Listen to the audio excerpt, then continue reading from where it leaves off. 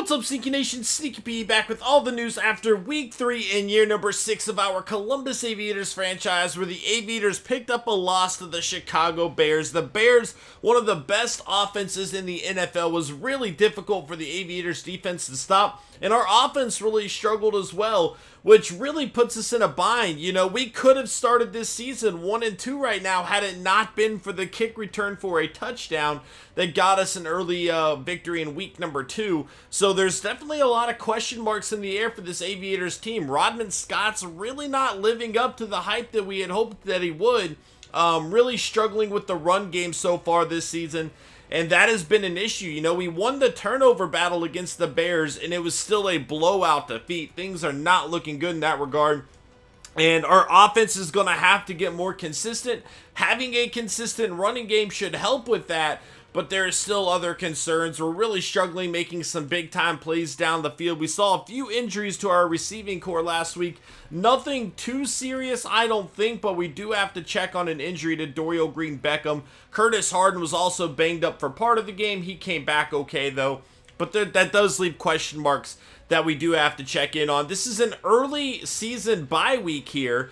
As you can see, next week is against the Browns. So we're going to have 2 back-to-back news videos here, which usually I like saving for more mid-season kind of stuff, not this early on in the season, but it is what it is. It's what we have to do.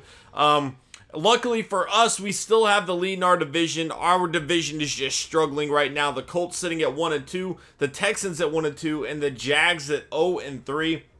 So in that regard, things are still going pretty well for our team. Let's look at the injury report here, see what we got going on. Again, Avery Williamson done for the season, a big blow to our team. I certainly think we could have used him last week. Chance Jokel out for 2 more weeks, Coley out for 1 more week, and then we will be healthy.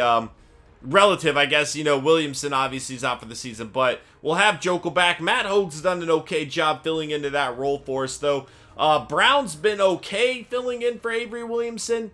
Still leaves a lot to be desired. I don't know. Part of me, I don't think we can put Hart there. I really like Hart's speed. I love Hart's speed. But he just lacks elsewhere for the time being. Who did have a good game last week? Tyrone Stevens and Madrikis Taylor both were outstanding against Mike Evans and Alshon Jeffrey. They did a great job shutting those big play receivers down. Taylor even got an interception. We were happy with that. It was the other receivers that really killed our secondary, and that lies on mostly Jackson, but also Eduardo Ivory. We need to see a bit more from them. Hopefully, this bye week did come at a good time. We typically like having our bye week midseason, like I said, but you know what? We really haven't looked that good. After a week 3 loss, what should have been a week 2 loss, we definitely have some concerns with this roster, and things are going to need to change around quickly. What we might do here is go ahead and look at the stats from the weekly awards. There we go. Mariota with his new team, 19-26, 3 passing touchdowns and a rushing touchdown for him. Earl Thomas III, 8 tackles and an interception and a touchdown. Jameson for the Raiders with 6 tackles and 2 interceptions. And then Jennings for the Raiders, 25 of 30, 299 yards, 7 passing touchdowns for him. An outstanding game by the Raiders there. There's no way they lost that. What I also might do here is go ahead and look at the Browns lineup getting ready for that matchup. Typically, we do that the video before. However, I want to give one more week of stats to look at. We'll go over the stats throughout the entire NFL in the next video, the next news video, since we have to have 2 back-to-back. So let's go ahead and check out the Browns lineup here. See what they're working with. Jeffrey Ewing, one of the best young quarterbacks in the NFL, is going to be their starter. Damian Williams at running back with Jerick McKinnon. Not a great running back duo that they have here. Moving on, wide receiver.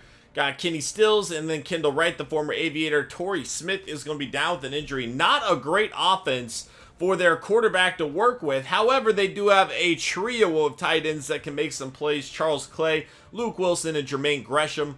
Their offensive line is looking very solid as well, at least on the left side. Right side, not as great, but still not bad at all. We've seen much worse. So pretty good offensive line. Not a lot of weapons, though, on offense for them to really make some big-time plays. Shelton's going to be down with an injury. That's a big blow to them on their defensive line there. Linebackers, again, not a great linebacking core here, just kind of average. This is not one of the better teams we've seen. Joe Hayden is a great corner, but he is getting up there in age at this point, something to keep an eye on. Marvin McKnight, and I do remember scouting him as well. They also have Andre Griffin, Merrill Hudson, and Kier Scott, a bunch of young corners here after Hayden, and that's kind of a perfect mentor situation for them to have then, if they believe in the talent they have. Gibson going to be at free safety. At strong safety, a rookie out of UCLA. So, is that 2 UCLA rookies? Or, no, I was looking at him. Okay, never mind. I was thinking him. So, another UCLA guy in their secondary, Andrew Livingston, 81 overall. Definitely a very good-looking, promising rookie there. And especially pairing him up with Gibson. So, their secondary is really not all that bad. Not a great defense. Their defensive line's okay. It would be good, but Shelton being out definitely hurts them there. Overall, their defense isn't awful. They do need help in the linebacking core, and they have a lot of youth that could use some guidance in their secondary, but they do have players like Hayden and Gibson that can kind of lead those young players in the right direction. It's going to be interesting, though. It sucks for Ewing to not have many weapons to work with, but that's the cards that he has been dealt, and it is going to be an interesting one, guys. That's going to be it for Week 3 news. Again, next video is going to be Week 4 news, and we're going to look at the stats throughout the entire NFL. And I will see you guys then. Later.